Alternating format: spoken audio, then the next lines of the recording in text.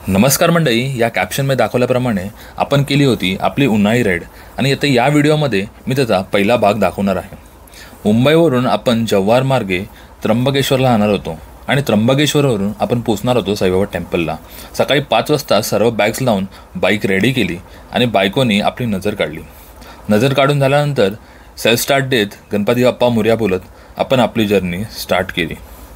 घोडबंदर मार्गे पुढे आपण विरार साईडला जात होतो, पण बरेच ट्रक्स रस्त्यावर होते आणि ते आपल्याला खूप त्रास देत होते, पण त्यांना पार करत आपण पुढे निघालो।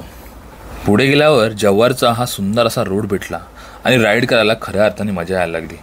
जव्हार मार्गे जाण्याचा निर्णय खरंच बेस्ट डिसिजन होता, पण पुढे गेल्यावरती आपल्याला काही खड्डेसुद्धा मिळतात, पण ते सुद्धा आपण पार करत पुढे गेलो। सकाळचे 7:45 झाले होते आणि आपल्याला कडाक्याची भूक लागली होती। तिथेच आपल्याला माऊली वडापाव दिसला आणि दादाने गरमागरम वडे काढले होते। मग काय, आपण दोघांनी प्रत्येकी 2-2 वडापाव दाबले आणि खरंच पोट भरलं। पोट भरल्यावरती बायकोचा चेहरा एकदम खुश दिसत होता आणि आपली राईड एकदम मस्त चालू होती आणि अशात पटापट आपण जव्हार पण काढलं।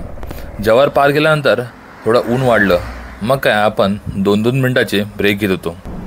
ब्रेक घेत घेत आपण पुढे त्र्यंबकेश्वरला पोहोचलो आणि ते पोचताच क्षणी आपल्याला इथे एकदम बेकार ॲक्सिडेंट बघायला मिळाला।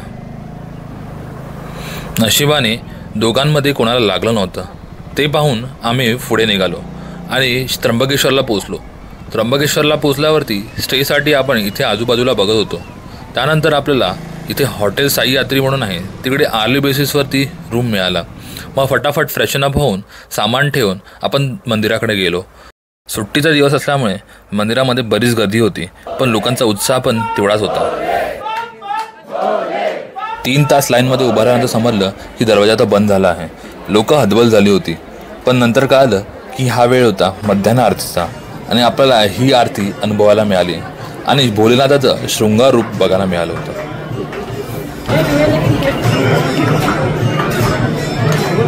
आरती झाल्यानंतर आपलं दर्शन फटाफट झालं। मग आपण त्र्यंबकेश्वरवरून निघालो शिर्डीसाठी। शिर्डीचा हायवे तर एकदम अफलातून आहे आणि आपण फटाफट अंतर कापत पुढे निघालो। तरी पण आपल्याला पोहोचेपर्यंत 8:30 वाजले होते आणि शेवटचं दर्शन होतं 9 वाजेपर्यंत।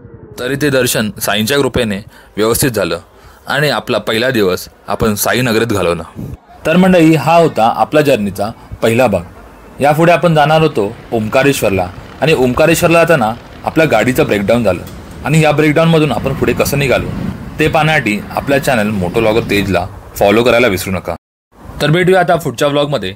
तोपर्यंत stay tune to our channel.